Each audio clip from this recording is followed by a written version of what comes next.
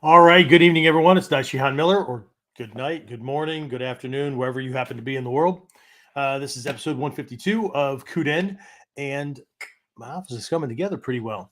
So, anyway, still a little bit of odd sound. I apologize for that. We're going to be putting foam behind furniture and all my bookcases and artwork and all that kind of stuff to really tighten it up and make it more like a studio, I guess. Yeah. So anyway, quick question, right? What's the goal of self-defense training? Okay, we're going to talk about that and more when we come back. So the big question is this: how are self-defense and success-minded people like us, concerned citizens worried about protecting ourselves, our loved ones, and the things we care about from the monsters we know exist in the world? How do we train in a way that gives us the skills, knowledge, and understanding we need without becoming paranoid fighters or killers ourselves, and yet still allows us to be the hero protector the world needs us to be? That's the question, and this podcast will give you the answers. My name is Jeffrey Miller, and welcome to KUDEN Radio, real training for real people in a real world. So again, what's the point of self-defense training, right? How do we know when we're training, when we're learning from someone? How do we know that we're on the right track? How do we know that we're actually learning what we need to be learning and not just, I don't know, deluding ourselves, right? Doing a whole bunch of feel-good things, right? Well, hopefully we'll make this a little bit more interactive during this session. Again, I'm my own producer here for another week or two because James is out. And when he gets back in, then I won't have to be going back and forth between my computers. So if you see me looking over here, it's because I keep catching myself with some of these other things that I do, like Whiteboard Wednesday and whatnot, where the screen's right in front of me. But camera's here, laptop's here. Anyway, so hopefully we can work this around. I actually was tempted to put a look here sign right above the camera. Anyway, we'll see if it works. Anyway, so what I did was I made up a series of questions and whatnot. So we'll do a little bit of interactive stuff. So if you're on in whichever direction, let me just bring those things up so that I can see things. So there's a couple of folks on at this point. Usually people really jump on after they get the we're live 5 minute late email that goes out. But anyway, so what I really want to look at are a couple of questions and share some stories, from just different places, everywhere from the Grandmaster to a couple of other teachers to a retired Navy SEAL officer podcaster that I follow quite a bit. Right, so we've got quite a bit to cover. Again. One of my friends, Jen from the UK, she's in the Bujinkan and she also runs Nexus, I think. Well, I don't know. It's escaped me. Anyway, but she's on and she saw the topic and kind of chuckled a little bit and said, "That's a deep well, right? Good luck." Well, it is, and unfortunately or fortunately, we can only cover so much, right?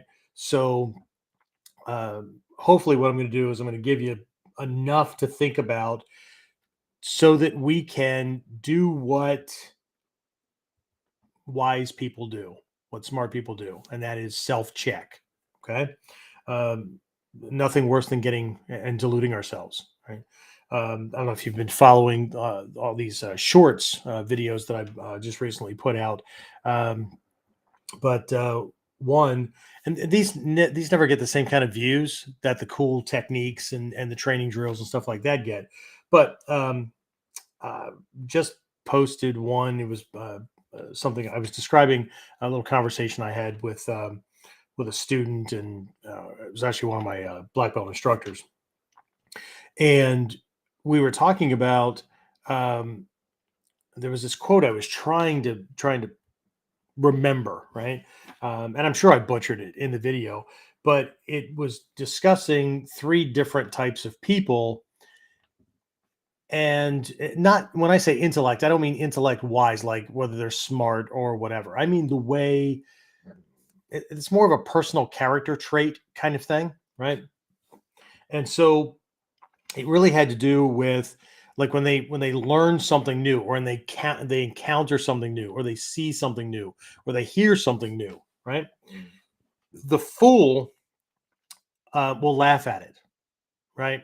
That's stupid. That's, whatever, right? Doesn't make any sense, whatever, right? They laugh at it. They just laugh it off. Okay. The arrogant person, they'll give you all the reasons why it doesn't work, why it won't work, whatever, right? So they're like this because they have an answer, because they are somewhat educated, whatever, right? Um, Only what they believe to be true matters, right? So they'll just give you all kinds of reasons. And both of these people will do everything from condemn to, make fun of, to outright attack you, right? If necessary, right? It's only the wise person that that gauges things based on the outcome they're looking for, and before they condemn anything, well, they don't even condemn, right? What they do is they seek to understand it first, right? Instead of just outright dismissing it, they seek to understand it, and then in the process of understanding it, then they try to figure out how this fits in, right? How can I use this, right? More than once, more than a couple of times in Japan, training with Hatsumi Sensei, um, somebody will have demonstrated something, or it could just be a sidebar conversation we're having, and he made it a point to always remind the upper level students, right? um, and he did it in different ways, right? You should be able to see when they walk out onto the mat. You should be able to look at a technique, whatever, right? But there were always these reminders, right? You need to be able to tell the difference between a good technique and a bad technique, right?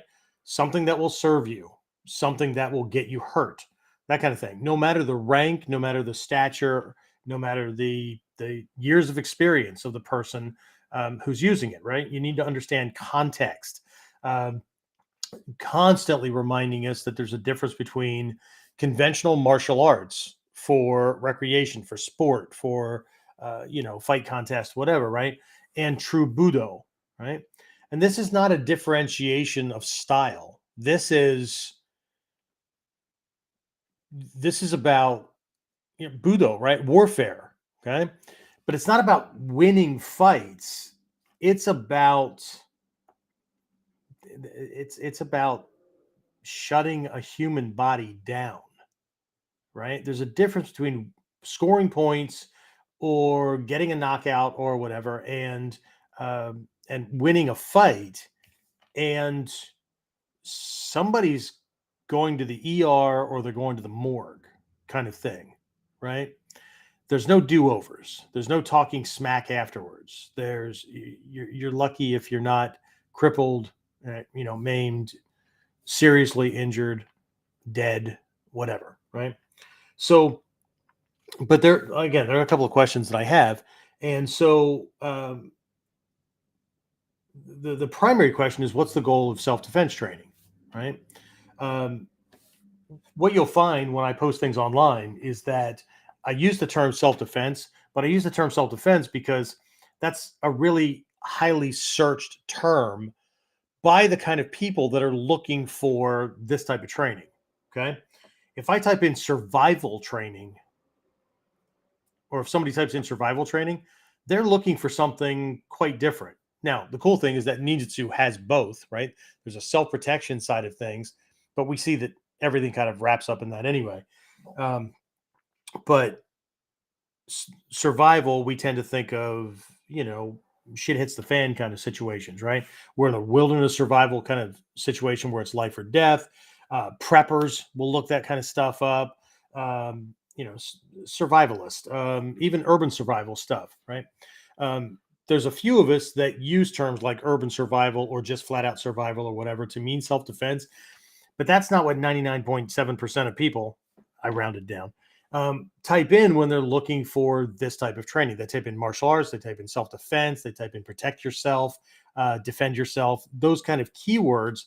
And so if I want my my lessons and my material to be found online, then I need to title things and I need to use certain tags and keywords and whatnot that are based on what people normally type in, right? How to win a fight fast, how to win a fight in less than 10 seconds, those kind of things, right?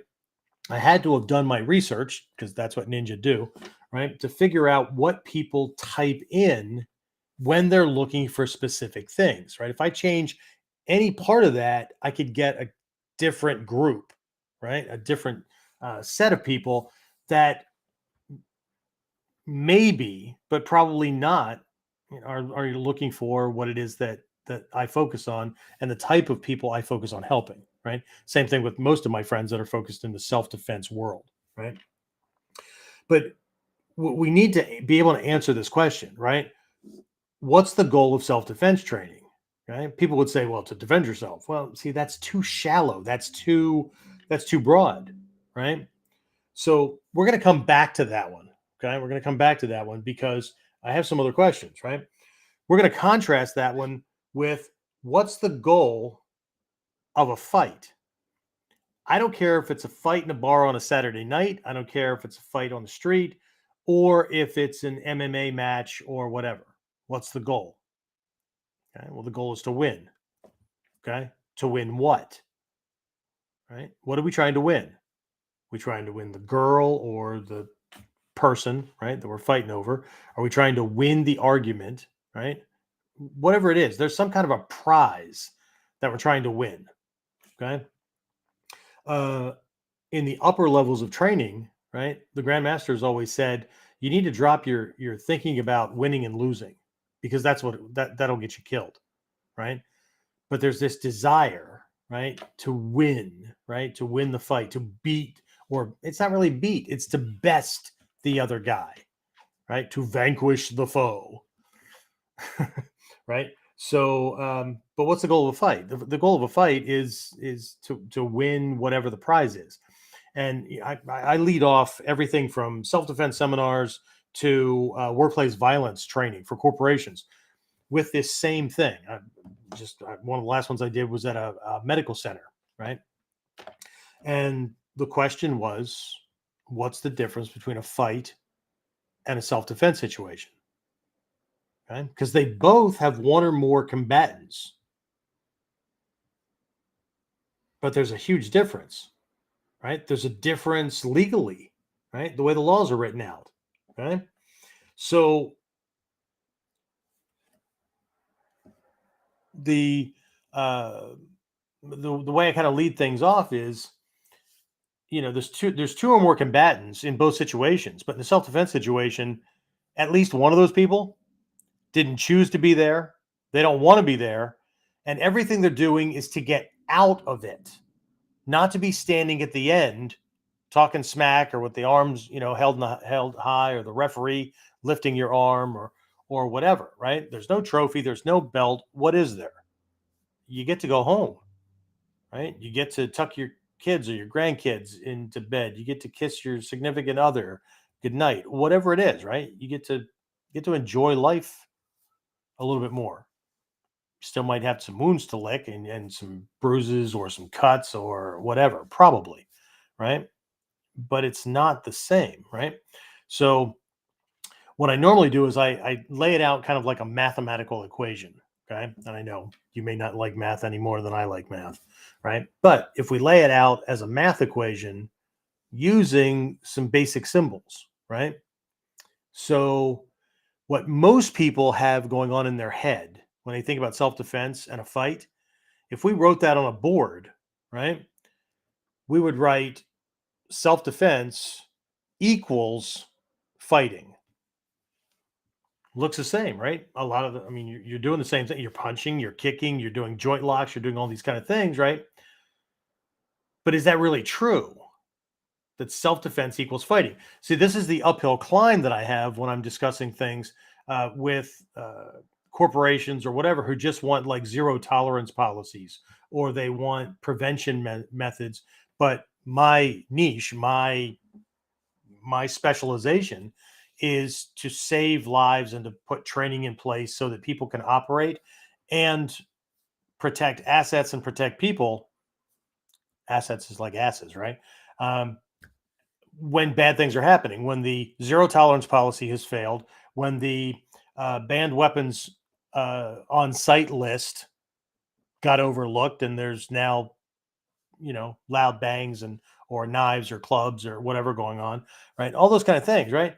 And the bad guy, the perpetrator, doesn't give a shit one way or the other what you're going to do to him after he's done, because he's either going to pop himself, which is a high percentage, right? Or he's going to surrender, but either way, the damage is done, right? People need to stop thinking about those things as a win-lose situation, because I'm betting that all the people in a workplace violence situation are not thinking that they're somehow trying to win anything, right? They're ducking for cover and they're trying to get the hell out, right? So, but if we think about these things, right, in a fight, right, you get two or more combatants, but they're all trying to win the same prize. They're trying to get a trophy or a belt or a check or the person, or hell, when spouses or roommates argue about furniture or the new curtains that are going up at the windows, right? Somebody's trying to win their option, right? It's the same thing. It's a contest, right? It's a contest. But you're both fighting over the same thing. But in a self-defense situation, holy shit, I just want to keep breathing. I just want to go home. Here, you have the trophy, you have the belt, you have the check. Leave me out of it. Okay, it's very, very different. Right? And I know I'm going to jump around my notes here a little bit, but it's important to understand the difference, because if we train for one, it's not to say that we can't do the other, right? I would never say that a high school wrestler or a boxer or whatever couldn't defend themselves. I would never, ever say that. Okay. What I would say is that the training that they go through to win their respective contests, right? It's not the same, right? It's not focused on the same outcome, right? A judoka, right? A judo guy, he's trying to execute throws, right? Because all the throws are preceded with the number of points you're going to get, right? In our martial art, seonage, right, is seonage, right? It's this over the shoulder kind of throw, right? We don't use the term ippon, right, which is used in judo and other martial arts, right? Ippon seonage, right? We don't use the ippon. Why not? Because ippon means 1 point, right? All throws in judo are broken into 1 point, 2 point, and 3 point throws. Ippon, nippon, sanpon, right? We have no use for that. Okay. It's a thing that we can do, but it's to write off energy, get somebody off our back, get them on the ground in a certain spot, right? The finish for it is very different. Where we disconnect mentally, right, is different. The way it's set up, right, is different, right? And there can't only be one setup, right? Okay. So let's see, what else do I have here? Oh, this kind of reminds me, and I jotted this thing down, I almost forgot, right? So again, back to these YouTube shorts, and I'm posting on TikTok and all that kind of stuff, but I tend to write off that won't work, you're fat, you're like, be obvious, okay? But the latest one, or one of the latest ones, right, was somebody that I was doing a multiple strike parry drill that's been passed down in this art. I've used it multiple times, not in the dojo. I mean, I'm against somebody just throwing a barrage of punches, right? So just did this little, I don't know, 10-15 second short where me and one of my guys, right, he's throwing a jab and a lunge, or he's throwing two lunges or whatever, right? And we're just doing this little parry and connection kind of thing. So it's a, boxers might call it a bob and weave kind of thing, right? And so, but the end strike, so the strikes to the arm, and then there's this end strike right here to this point called uko, right? And again, if you're on the audio only kind of thing, I'm pointing at a spot on the side of my neck, right in the middle of the neck, right? It's called uko, UKO in Japanese. Okay. Basically, it's the middle of the carotid pouch. Okay. So I firmly believe that if you're serious about self-defense training, then you need to get yourself a really good anatomy book, and I mean ones that have like the plastic sheet overlays, or really good diagrams and things like that. Right? I believe that Gray's Anatomy is like the best ninja manual on the market. Okay. Um, I have several of these things in different libraries here at the dojo, that kind of thing. But my number one go-to one is a book that was gifted to me by one of my students who was in medical school. Right, so all the pictures are cadavers; they're all literal body parts. Okay, so anyway, it's a shot that's right here. Right, so in this pouch, right, we call it the carotid pouch, but there's a bunch of bundles. Right, all kinds of wires and tubes and things. And so in there, right, you've got the carotid artery. So on that side of the neck, right, the thing that's feeding the brain, the blood and oxygen and nutrients that it needs, right. There's the jugular vein, right. So the waste disposal sewer line coming down, right, removing the waste materials and things like that, right. The vagus nerve is in there. You have two, one on each side, right. The vagus nerve comes down through there. That comes out of the side of your brain at the back, right behind your ear, like behind your mastoid process, and comes down and under your clavicle, and then goes down, and it's what keeps the pumping, right? It makes your heart beat. Okay. Right alongside that, you've got another nerve called the phrenic nerve, right? Comes out pretty much in the same area, comes down through this pouch, this collective bundle area, right? Under the clavicle, and then goes down the chest wall, or down inside the chest wall, right? To plug into the diaphragm, right? It's what makes you breathe. There's one of those on each side. Okay. So this is not something that in training you want to be screwing around with. Okay. Because I'm hitting it with a bone, right, to this point right here. Anyway, long story short, we just have this little video thing, and this guy posts, as they usually do, right. I hope you know that this wouldn't work. Okay. um, you need to take up boxing, you need to take up kickboxing, you need to get into an MMA gym. Don't do this aikido BS, right. Well, not aikido, but anyway, he probably it's probably clicked with him because he saw something like it in a Steven Seagal movie or something, right. But anyway, right. But the first thing I thought of, and I'm not here to re-educate the masses, right? Because people with that competitive mentality, if I educate them, that's one more person that I have to worry about, right? Because it's in in in my mind, it's like giving a loaded gun to a baby, right, or to a child, right? So they're only looking to win. They're only looking to condemn. They need to be the top guy, whatever. Okay, but what my mind went to was the similarities, right? He named these top three things, which imply that that's what he gravitates to. Okay. That type of fighting style: boxing, kickboxing, MMA. Okay. So outside of all of them being sports, what's the common denominator? Because this is where my brain went first. Okay. What's the common denominator? Anybody? I'm not popping the chat overlay up. I should be able to see if you, um, let's see. What does that do? Nope, don't want to do that. Okay, so anyway, right, the common denominator is they all wear gloves. So he's absolutely right.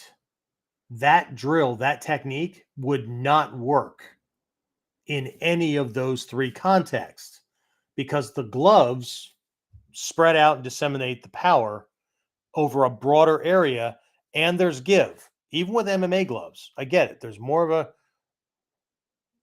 yeah. So there's Chris. I know gloves from class. So um, it softens things up. Okay, and it's not that it doesn't hurt, right? But boxing gloves are going to take up. I mean, we're talking about a 5-inch extra surface, like radius around the fist, right? This extra padding, right? Kickboxers are wearing karate kind of things or smaller gloves, depending on which area they're in. MMA guys, more of those, they're almost like saps, but they're not filled with sand. not saps, but the gloves that are like that, right? They're these sand filled, whatever. They don't have those, but they're more dense. Okay, but these things fill a broader area, right? There's give to them. They're built to allow for a bit of safety, right? It's not like they're spongy or anything like that, but because of size, because of what's going on, he's absolutely right. Wouldn't work in those contexts. Okay. But we're talking about slamming a bone surface, right? Whether it's knuckles or the side edge of the hand or whatever, right? Into that nerve and tube bundle and smashing it into the side of the spinal column. Oh, I forgot the spinal column while I was mentioning those things, right? The vertebrae, right, are in there with these transverse processes. They're these little flanges that stick off the sides of them. I know I broke one of them, right, way down low in my back. It's a big one, right? As soon as it cracked, legs gave out, right? Um, and I mean like gave out. But I'm hitting these things into these jagged points, right? It's actually possible to cut these things and sever things inside without cutting somebody's skin, right? So I'm doing that, but also, right? And again, for those of you on audio only, kind of demonstrating with my hands. Um, Again, you can look things up, Google, right? Get yourself a good anatomical or an anatomy book, whatever, right? But the way the vertebrae sit in there, right? When I hit that, they're either going to flex at a junction, right, where the discs are, right? So you're going to flex that way and put strain on things, which means that I'm striking on one side and striking the nerves, bundles, tubes, and all that, right? So they're getting smashed into. But when the vertebrae flex, right, you can do this when you're stretching, right? If you lean your head to one side, right, you're pinching on one side, but you're stretching the stuff on the other side, right? And the more violently you do this, the more the body has these little stretch reflexes that cause things to not get damaged, but they can damage themselves, right? But anyway, but if you hit directly into one of these things, right, you can also cause them to shift laterally. Okay. What runs down through the vertebrae? Spinal cord. Okay. So this is not a scoring a point kind of thing. And as a matter of fact, in most sports systems, the neck is off limits. You can't punch somebody in the throat. You can't chop the side of the neck. There's a whole bunch of areas that you're not allowed to hit. And the reason for that is because you could kill the guy. Right? In a self defense situation, I absolutely want to shut him down. And I don't mean that I have to knock him out. Right? I was taught a long time ago my goal is not to win this fight. My goal is to break a human body down as quickly, effectively, and efficiently as possible in the fewest number of shots. Okay. So there's a difference, right? If I'm hitting very specific areas to accomplish that goal, this quote unquote fight shouldn't last anywhere near 2 minutes, let alone 5 minutes, let alone multiple rounds. It doesn't work that way. Okay. And training for one doesn't necessarily equate to training for the other. As a matter of fact, I wrote this thing down a little bit almost last minute as I was going over my notes, right? Um, Fighters don't train for self defense. That doesn't mean they can't defend themselves, right? Fighters don't train for self defense, and self defense oriented practitioners don't get into fights. That's not always true, right? Because egos flare, right? People in martial arts, judgmental, conceptualization, that kind of stuff, right? High on those meters. But what I mean is, as soon as you realize how much you can damage another human being, the sane person tends to not want to do that, right? You start to drop the pretense of needing to win or whatever because the consequences aren't worth it, right? It's not worth going to jail, the ER, the morgue, leaving my kids to be raised by somebody else, right? That kind of stuff, right? Um, Two quick stories here. One, bunch of years ago. So we're talking, let's say I was in the army stationed in West Germany. So somewhere between 86 and 88, right? Probably closer to 86.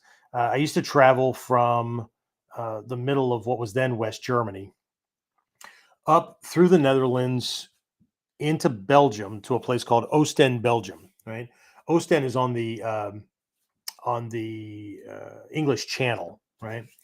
And I and several students would take a ferry across the English Channel to Dover, right? And yes, the song from the 60s is true, right? The cliffs of Dover are white, very white, heavy in chalk. Anyway, so we go over there and then we would drive up to Liverpool or to a place called Wirral, which is across the Mersey River from Liverpool, where there was a boys' camp. One of my peers, one of my friends, Bryn Morgan, ran would host or sponsor seminars. He would either teach or he would bring Stephen Hayes or other instructors, and a bunch of us would go up and train, right? And one of my first trips up there, I met one of his students, short guy, right? Um, he was actually, prior to getting into training, he was an applicant for the UK chapter, the Liverpool chapter of Hell's Angels, and you know he's he's a badass individual.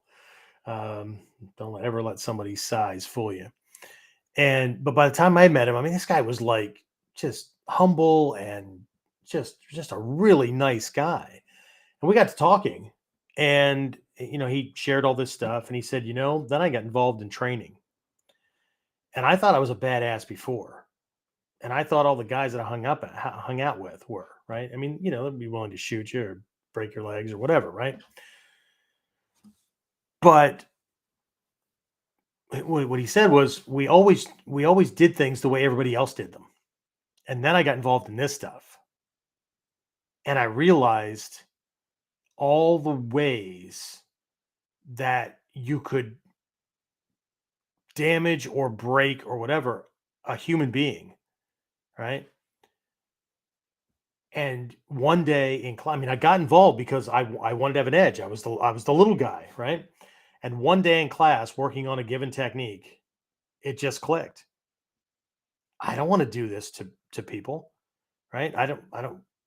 I mean, unless somebody's actually coming at me and I need to stop them, I don't want to be a part of a group that does this because that's what they do. Willfully puts themselves into situations, right, where they might have to shoot someone or stab someone or beat them to death or whatever. So really interesting, right? Here was this guy, right, that grew up in this environment and was pushing to get into this group, right?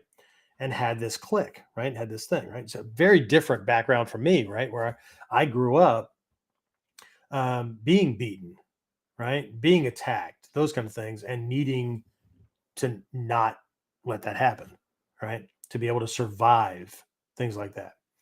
This is a very different thing, right?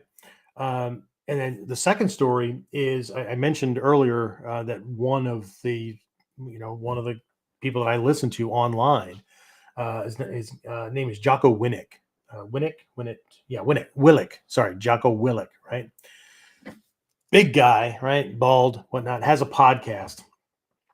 He's a retired Navy SEAL officer, right? He's a badass individual, right? But on more than one occasion, in more than one episode, he was discussing this idea of like fighting and self-defense and things like that. And he made it very, very clear. Somebody wants to come up and do something or whatever, I'm going to give 'em my wallet. I'm going to, do anything I can to dissuade, to de-escalate this thing, to get out of there, to not have to do anything, right?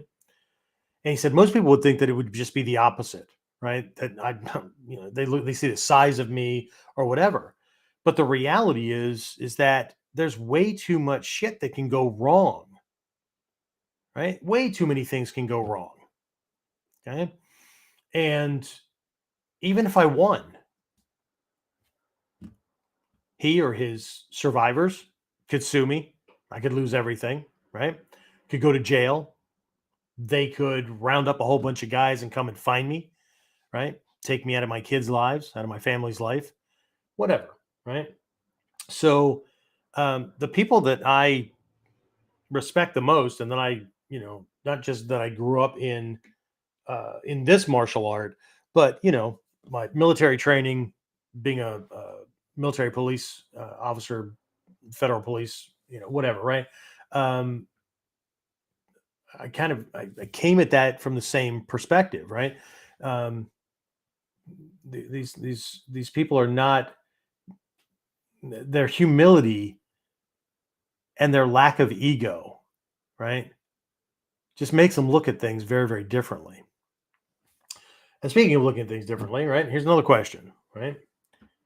What are some of the benefits and disadvantages of these two realms? Let's go back to the self defense and the fight kind of thing. And I only put down a couple of categories, right? Rules or the frame, right? The environment, what happens, at a certain point, right? Numbers you might have to deal with, safety gear laws, what happens after, that kind of thing, right? So we're going to go down through this. And I want you to seriously think about these things, right? Because we need to get rid of that equal sign between self defense and fighting. I have no problem if people want to be trained fighters. Have at it. You do you. Okay. But when they want to argue or they want to discuss, they don't discuss. When they want to argue about whether a technique would work or when something would or wouldn't work, or when they do think, like one guy, I did a wrist reverse kind of thing because I was controlling somebody. And the cool thing about the upper level stuff, and my students will tell you all the time, we'll do certain things with a technique or randori or whatever, and I'll tell people to stop at certain points, and their training partner has to reach out to try to touch them with their other hand or try to kick them or whatever, right? If your training partner can move their legs to step or kick, you don't have any control of them. Okay. If they can reach out and punch you in the face while you're in the process of doing a wrist reversal or a joint manipulation or whatever, you're in the wrong damn place. You're not controlling distance, right? So, and the reality in the upper levels, again, I've got an ebook out somewhere on one of the things. Maybe we'll put it down in the description section for these things afterwards, or you can just send us an email later on if you want it, that outlines the first couple of black belt levels and what you're able to do at those levels. And one of the abilities that I want from my third and fourth degree people is that you look like you're in range. He's willing to take the shot. It looks too good to be true. But when he does it, he hurts himself instead. Okay. That's a level of skill that no matter how you try to show something in a video, because of camera angles and depth of field and things like that. Hatsumi Sensei's always talked about this, right? People take all these pictures and you can wrap video cameras around a demonstration, and all you can see is what it looks like, but you can't see what's actually going on. And that's really the crux of ninjutsu, right? In ninjutsu, it's never what it looks like, right? But the ego driven and the superficial, that's all they care about, what it looks like. And then they make assumptions based on that. Anyway, so I'm doing this wrist reversal, this joint manipulation to lock my training partner up, right?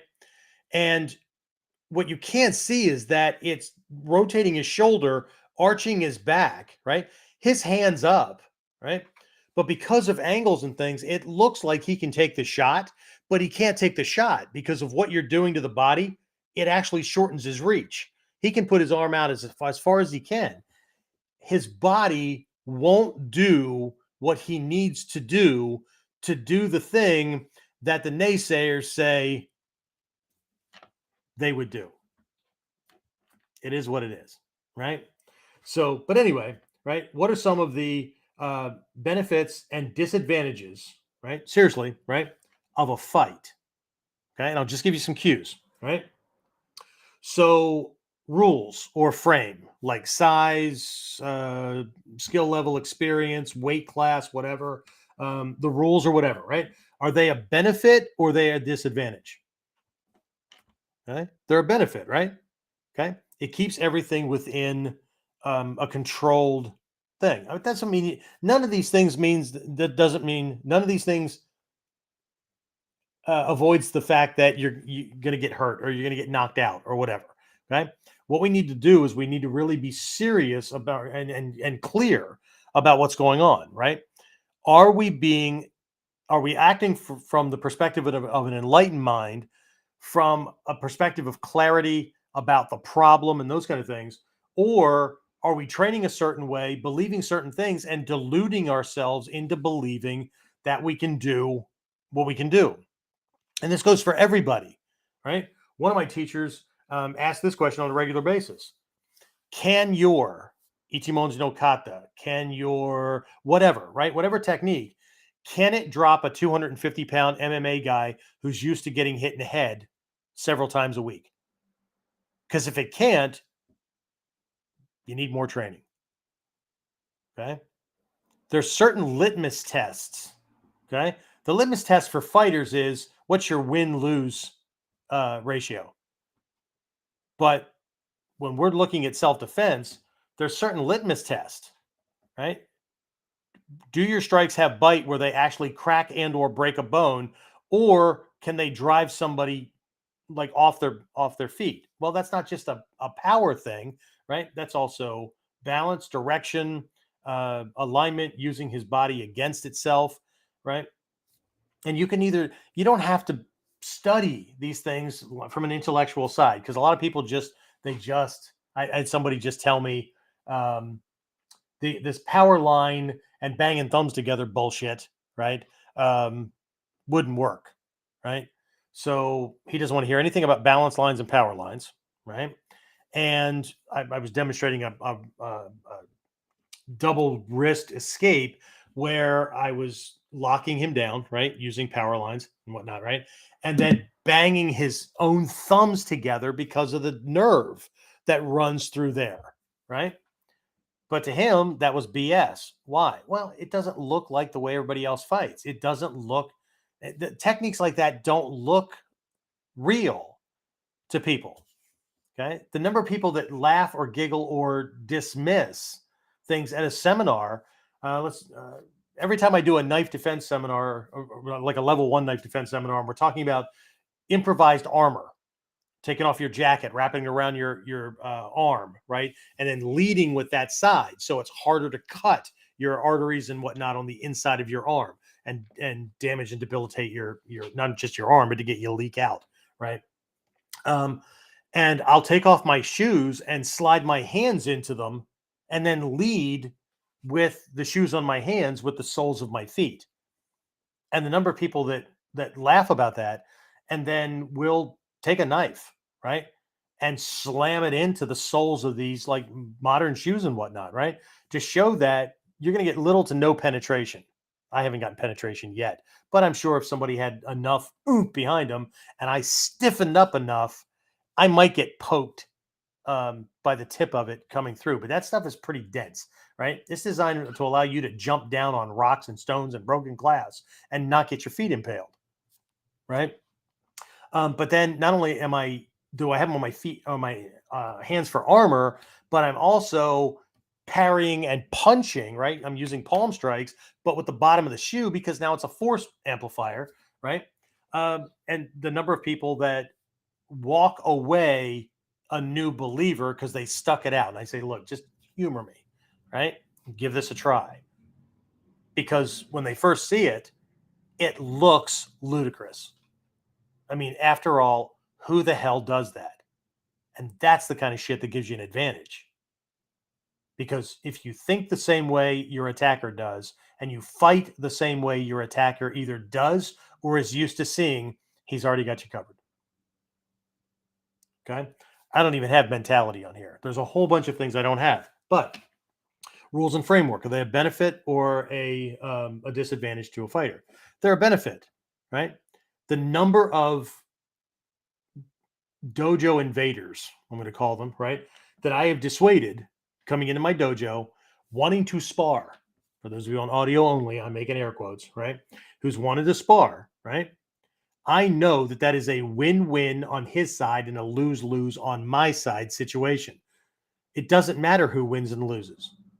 If I win, he could sue me. If he wins, he gets bragging rights and gets to rip the reputation of the dojo, which is partly how I support my family, right? So I'm either going to have legal problems or I'm going to have financial problems, no matter how it goes. So if he thinks I'm going to fight fair with rules because I've got something to prove like he does, then he's already not in the same not in the same I'm going to use the term league, but I don't mean that I'm better than him. Okay? Martial arts instructors always have a win-win, lose-lose kind of situation, and the odds are always not in their favor. Okay? So anybody that plays around with that shit, right? It's like playing with a gun.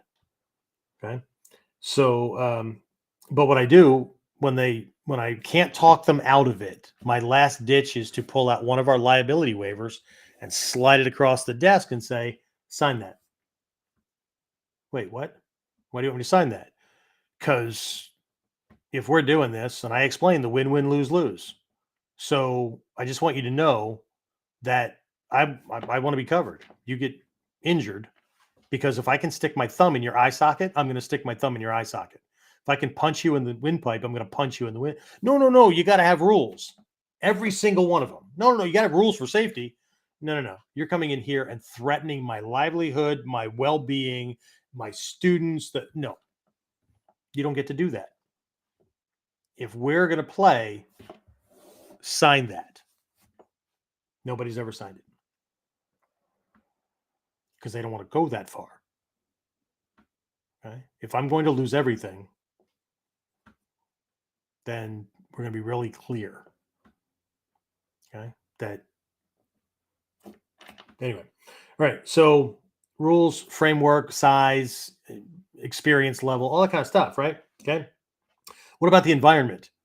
Okay? Is the environment beneficial or a detriment or a disadvantage to the combatants? It's sanitary. Flat floor has a little bit of give to it, right?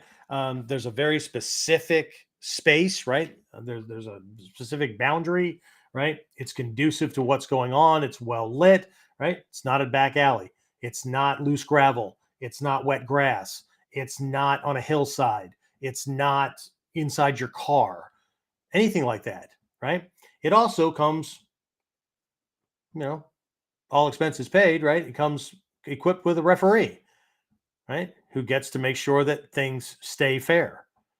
Okay. Gets to make sure that things are going the way they're supposed to go. Right.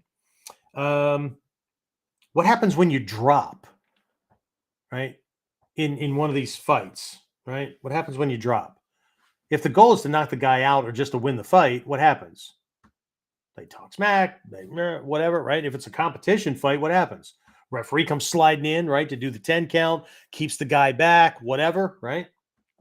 What happens when you drop? People come to your aid. Okay. What about the number of fighters? Number of opponents? Usually just one, right? Usually not a free for all. Do they have those kind of things? Yeah, they're illegal in most countries, right? But if you jump into one of those, then you better know what you're doing, right? What about safety gear? Yep, we already talked about that, right? However minimalistic it is, there's that. And if there's not safety gear, then there's off limits targets. Okay. What about laws? Okay. Any laws in the ring? No. Okay. You're going to go to jail for assault, right? For beating or breaking this person, right?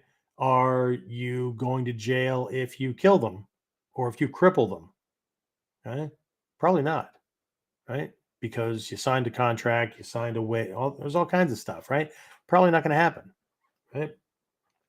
What happens afterwards? Right? People talk smack. They ask for a rematch, right? All kinds of stuff, right? There's a fight next week, right? There's another one, okay? So um, it's there's a certain paradigm to it, right? Um, I'm not saying these people can't defend themselves, right? Um, but again, just like boxers, and to some extent, that extends to kickboxers and guys like that, right? People that wear gloves, boxing gloves, those kind of things, right? Um, their hands tend to get taped in a certain position to go into the gloves, right? Um, most boxers, or at least a high percentage, right, who get into fights outside the ring, break their hands. Doesn't mean they win, but they break their hands because outside the ring, your fist needs to be in a better position. As a matter of fact, outside the ring, a better fist would be like this palm strike or hammering kind of things, or this shikanken extended knuckle fist kind of things that we have, the knife hands, whatnot, because the skull on the front, right, from the brow line to the jaw, and from the uh, just forward of the ear, right, top of the mandible, on one side across to the other side. If you've ever seen a skull, then you know that the contour is nothing but chisel like surfaces, right? And you're going to contact that with these little pencil size, pencil shaped pieces, right? You're going to break things. Okay. If you break a face, there was a whole lot of impact, right? You break a face with a pipe or a stick, you don't break it with your fist. Could you? Yeah, but I broke his jaw. No, you probably dislocated his jaw. It takes a whole lot to break a human jaw. If you break the jaw, there's a whole lot of facial and skull damage as well because of how strong the jaw is on mammals. Okay. Anyway, um, but let's contrast that with a self defense situation, right? Where you're being jumped. Okay. Any rules? No, he can and will do anything that he freaking wants. Okay. I always said if I was ever in the movies, I would always want to play bad guys. They can do whatever they want. Good guys have this moral code, they have this ethical thing and all that. And I firmly believe in them. But if I were going to be an actor, be a bad guy, right? Everybody wants laws passed to control this, to control that, and whatnot. Bad guys and criminals don't freaking follow rules. So what makes you think they're going to do it? Because, right? That's like expecting somebody that's never honored a peace treaty or any other kind of agreement or accord or whatever, that this time they're going to do it because we need them to. Right? What happens when you drop? Right? They slam you, they knock you down, whatever. This Friday, our Friday virtual class, right? It's our Shinobi Kai Black Belt class and whatnot that people can sign up for. I'm going to cover this on Whiteboard Wednesday. Fighting from the ground. Please notice I didn't say fighting on the ground. Okay, where both of you are down there wrestling. Right. The topic is fighting from the ground. I don't care how it happened, but you're on the ground and he's above you, kicking, grabbing, swinging a weapon, whatever. Okay. That's a whole different paradigm, right? In a sport match, that doesn't happen. What happens when you're down? They come in, break it up, give you a chance to get up, right? If he hasn't jumped right on you, okay, and again, it's different rules in different MMA divisions or organizations, boxing, those kind of things, right? But okay, what happens when you're down in a self defense situation? I don't know. They could do just about anything to you or with you, and I mean that literally. They drop you, you're unconscious or dizzy, a weapon comes out, they hack the shit out of you, leave you to bleed out, or they pop a couple of rounds in you, or they use and abuse you for whatever reason, right? whatever. Okay. What about the number of attackers? Virtually unlimited, right? In our Togakure school, which is one of the schools that we focus on for people going for fourth degree black belt, right? Um, that's where a lot of mutodori, unarmed against uh, attackers with swords, right? So yeah, really unarmed, right? We give you some shuriken, or we give you some blinding powder, or some facsimile thereof, right? Um, and you start with two, right? You defend against two, and then the number doubles on the scroll. I think all the way up to 32. You could be surrounded by as many as 32. But the implication is it's whatever you got. Okay.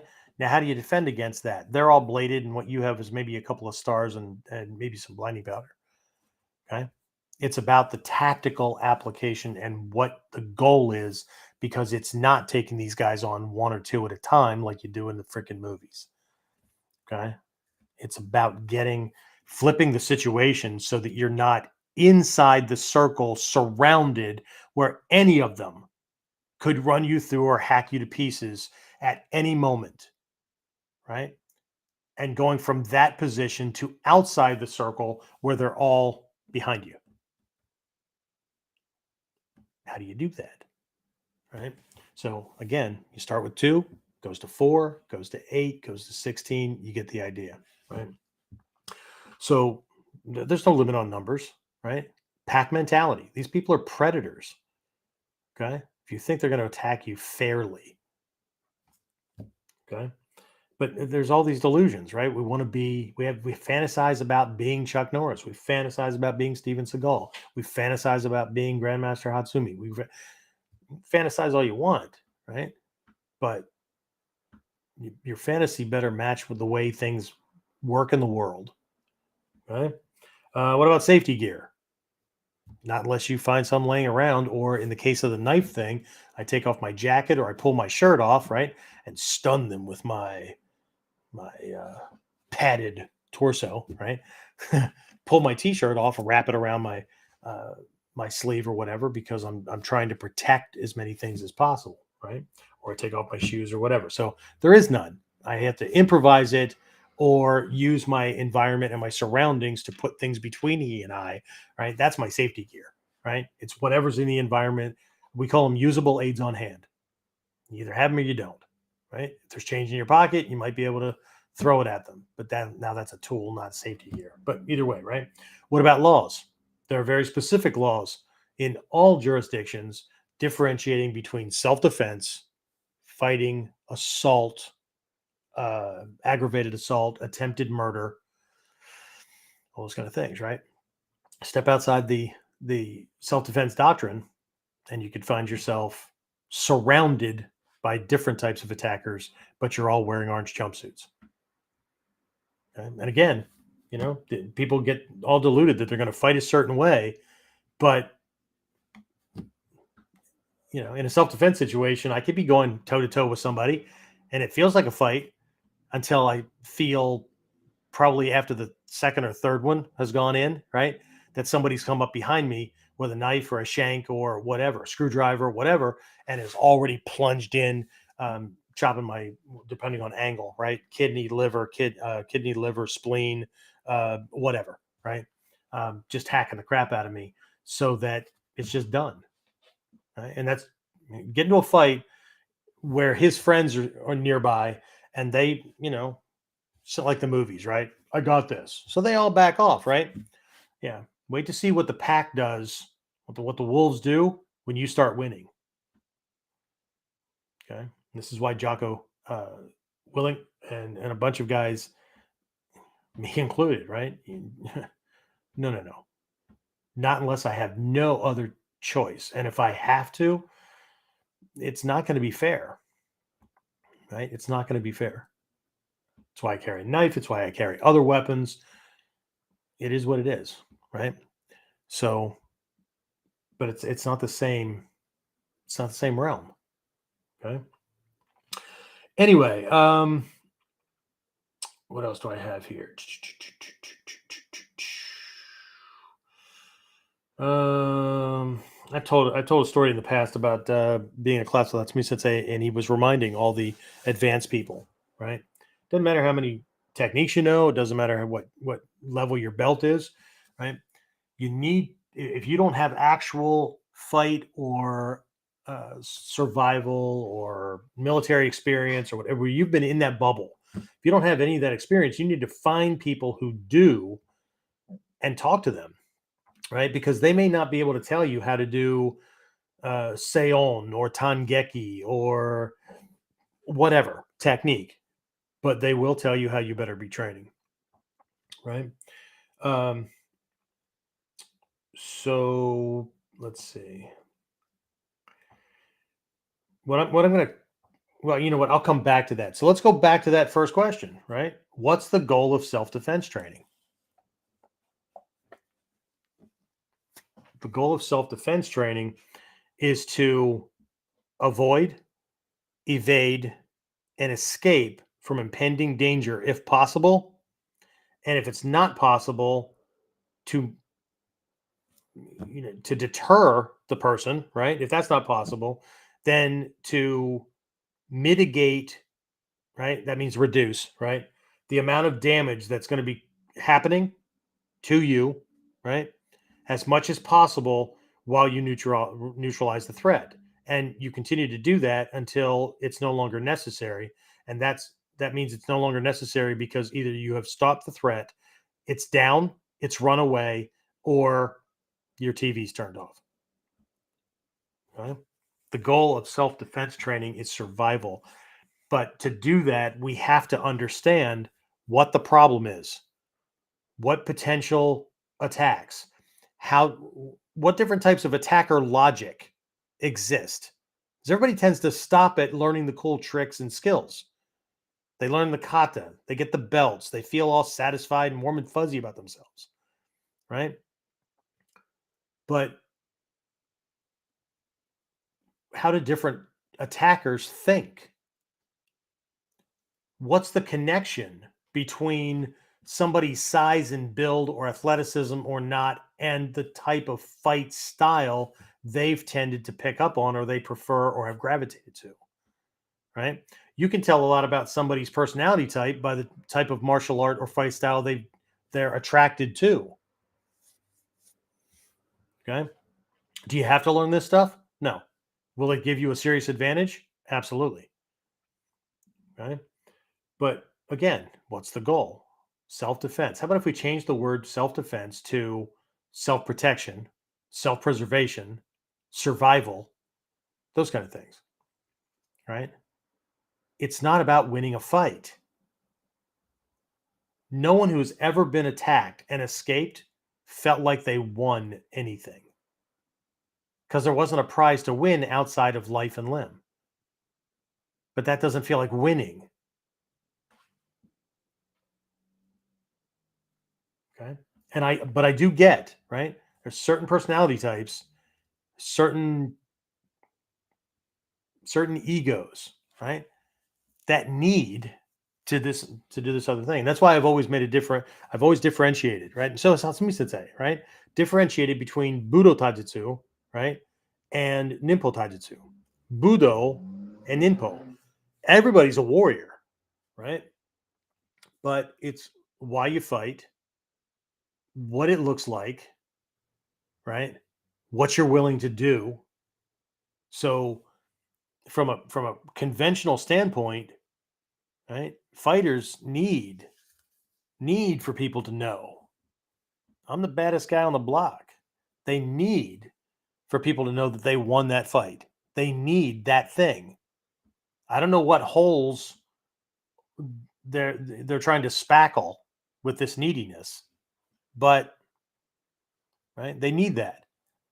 Right? Being in ninjutsu and operating like a true ninja, right, is like being a member of the CIA. If anybody knows that you've acted, your life and your family's life and everybody that you know is in danger when they die in the line of duty, right? At Langley, Virginia, right? There is a gold star added to a wall of officers who fell in the line of duty. But there's no name. There's no nothing. There's a star. There's no number. There's no designation. Anybody that was there for the ceremony, family, friends, colleagues, whatever, okay, they know whose star that is. But there's nothing. A stranger can't walk into the lobby of Langley and see that wall of stars and collect any information. Okay. People with egos, people who have fight mentalities and things like that, just this is not a good thing for them, right? But those are the people that kind of have led the way in all the changes that have happened over the last, since 1979, right? All the changes over the decades, because what they wanted was fight skills. What they wanted was kata. What they wanted was belt rank. Look at me. Okay. Anyway, right? So again, we're back to the question, right? And this is a personal question. I'm not asking you anything. I'm posing it because it's a question that was asked of me a long time ago, and I ask myself on a regular basis. Right? The enlightened person keeps themselves in check by constantly checking, are you, what's the agenda, right? Are you focused on this? Are you getting that? Or are you focused on that? Right? You can say one thing, but if you're getting different results, then, right? Karma. The word karma means action. It implies cause and effect, but it means action. Right? And the whole crux of karma is it's a boomerang effect. What you do causes effects to happen. Natural effects. The natural effects of those things, not something different. Right? Certain actions done in relation to other things or very specific things cause very specific results, very specific effects. We know that. That's how we're able to build bridges. It's how people can consistently do the same thing over and over again. And unless Mendelbrot's law of chaos kicks in, that 1 in a million kind of thing, everything happens consistently, right? That's why we can trust our firearm. We can trust, the cooking recipe or whatever. All these kind of things, because do these things collectively, they cause that thing, right?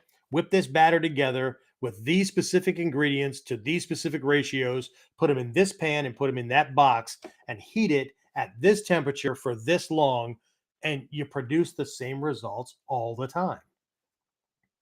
And if you don't, there's something wrong with the box, there's something wrong with the ingredients you used, whatever, right? It's cause and effect. So again, life and the results we're getting, right? If I get a belt and I get all warm and fuzzy, or if I'm in training in Japan and I keep looking over my shoulder to see if the teacher's watching, I am not training for self-preservation. Indirectly, I am. But that's not my primary motivation for being in class. It can't be, or I wouldn't give a shit if they were looking at me or not. I would figure if I'm doing something wrong, they'll come and tell me. Until then, I keep doing what I'm doing. Okay. So we have to look at what life is feeding back, right? We have to check our own, like what's our emotional highs and whatnot, right? Again, not ringing my own bell, but every time I got promoted, I got pissed off. Right? I'm still working on trying to get to a level based on the last 2 freaking ranks you threw in my direction, and I don't think that I'm at that level yet. Right? There's things I'm gauging against my time in training based on Japanese instructors training about the same, or other students training about the same time.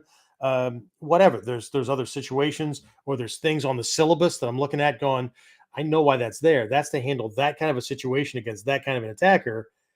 I'm not ready for that yet. right? I'm still working on that. Next thing I know, I get a promotion to the next level. I'm Meanwhile, I watch other people gloat. Oh, thank you, Sensei. Here's the $300. Thank you for the promotion. Anyway, right? Um, so enlightenment implies clarity. We understand the way things work. We understand the nature of the problem, and we understand that which is needed to to solve the problem. Okay. And I mean, some other time we'll talk about the seven aspects of an enlightened mind, but there's this clarity, right? And there's this focus on a goal and a specific outcome, right? Self defense, self protection. What is being defended, right? Value, whatever. Okay. But if we're trying to win something, so every single one of us has to check, right? So training based on enlightened perspective, and that includes the discipline and willingness to do what's necessary, right? Or are we deluding ourselves? Okay. And sometimes it's hard to tell because we can be so fully entrenched, like some of these guys that are like that guy with the wrist reversal thing, right? I don't know if I mentioned what he said was, you know, uh, that was inefficient movement. You could have pulled your hand free with the same one. Haven't you ever wrestled? But the point of the technique I was doing was not to make him let go. It was to lock up his arm while he still held on to me so I could control his spine and his skeleton so he couldn't punch me in the face with the hand that the guy thought that this troll thought that he could punch me. Okay. So assumptions are a bitch, but I'm not here to re educate the masses. Okay. Because the more these people I re educate, the more I might have to worry about. That's why martial arts teachers throughout history have not always, and there was always this adage, right? You don't teach your students all you know. Okay? I'll teach my students all I know. I can only teach them what I know up to this point, but as long as I'm still training and still progressing, they'll never know all that I know. Okay? But at the same time, self protection also includes things like, I don't know, humility, compassion, charity, all those things that make you a nice person that people, that well balanced, sane people want to be around. And assholes and angry people and whatnot don't want to be around, that's a form of self protection too, right? Because if I surround myself with people that don't have misgivings and are not trying to be top dog and are not waking up thinking about who they can mug today, there are less people I need to worry about in any given moment. But anyway, that's me, right? So what I'm going to wrap it up with, like I said, I see Divine's comment there, but I'm going to wrap my part up here, and then I'll take any questions. But um, beliefs, that means our understanding, our perspective, right, and our training paradigm, right, the way we go about training, mean everything. Mean everything, right? Because the way we train, what we believe, what we understand to be true, what we're seeking to do, whatever, right, the goal becomes a ceiling. I mentioned that in previous episodes, and I know I teach my inner circle guys this all the time, right? The way we think about something creates a ceiling. It creates a bottleneck. It creates a limitation. Okay? I mean, I could spring away from self defense at the moment and talk about our innate potential, right? If we don't think that we're worth more than that minimum wage job, working at a convenience store or whatever, and I know that that's true about certain people because that's all they ever apply for. Because if you mention something else, they would love to do that, but they can't bring themselves to go do it because they're afraid they're going to hear no. Why would you hear no? Well, because I don't have this, this, and this. What's stopping you from getting this, this, and this? Right? Our belief about ourselves creates a ceiling, creates a stopgap. What if you didn't have one?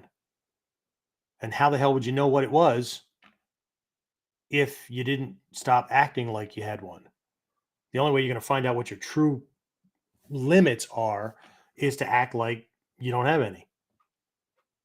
Tatsumi Sensei always said that in the early days, right?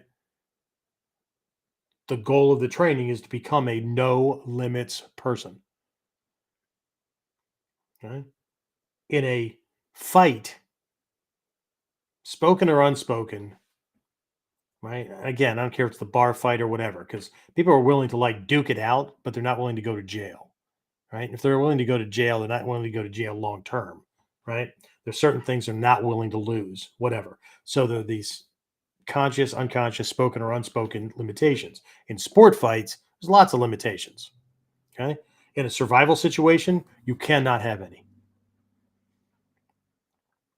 Because if you have them, they're going to get you killed. And that includes pride, that includes envy, that includes fear, right? You'll be afraid enough. Right. And if you're not, then you're a psychopath or a sociopath, right? Um, you can't have any. The only limitation I go by is the self defense doctrine. But if I cannot stay within it to stay alive or to keep my family or friend or whoever I'm trying to protect alive, and actually this will stay within the self defense paradigm because I'm going to do the minimum necessary to shut this thing down. But at the same time, if I can't, I'm still going to do what's necessary because I can't let that thing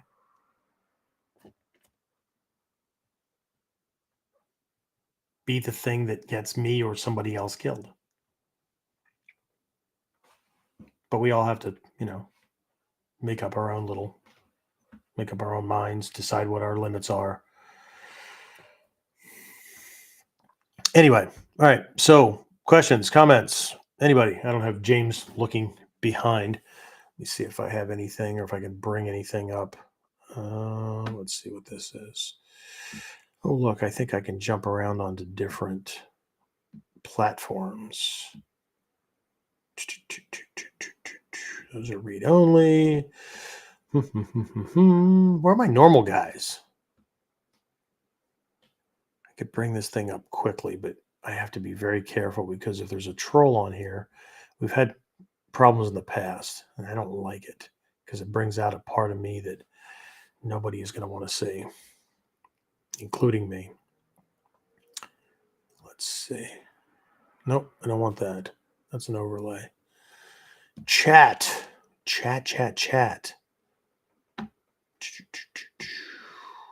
right, I don't see anything. So I'm going to, oh, wait, Phil. Hey, Phil, good evening. All right. Hopefully you're doing okay. I haven't seen you on, or have I seen you on the training and I just forgot? Anyway, hopefully you'll be on tomorrow night. Phil's one of my inner circle guys. Divine's one of my Shinobi Kai guys, black belts at the dojo. Helps teach classes. So let's see. All right, guys, I'm going to go ahead and wrap this up. We've been going at this for almost an hour and a half. So any questions, comments, whatever, you can always shoot us an email. You can send them to Warrior C, WARRIOR, the letter C, so Warrior and the letter C, at warrior-concepts-online.com. Dash is a hyphen or a minus sign, right? I used to say hyphen all the time, and people were like not knowing what that was. So Warrior C at warrior-concepts-online.com. Yeah, that's it. Otherwise, I will talk to everybody again on Wednesday at 3 p.m. Eastern time for this week's Whiteboard Wednesday. Again, the topic is fighting from the ground. So he's not down there with you, right? You're on the ground, however you got there. And this guy or people, right, have a whole lot of extra opportunities. And then that's going to carry over to the Friday virtual class, which will focus on the same thing. If you want information on that, you can go to onlineninjaacademy.com/Friday virtual training. I think that's it, right? But you'll be able to see on the Whiteboard Wednesday and you can go to YouTube, to the YouTube channel, and go to live, and you'll see this whole library of all of our past Whiteboard Wednesdays. I think we're up in the hell are we? What episode or what thing is this? Whiteboard Wednesday. Let's see. Bum, bum, bum, bum, bum. This one is episode 61. So we're well over a year into Whiteboard Wednesday. Next week, I'm going to cover the Edicopo, Yawara, and Kubutan, these short handheld sticks. Week after that, we're doing elbows. Week after that, striking angles, difference in striking angles and things like that. Differences between Daken Taijutsu, Koppo Jutsu, and Koshi Jutsu striking, like just different stuff, right?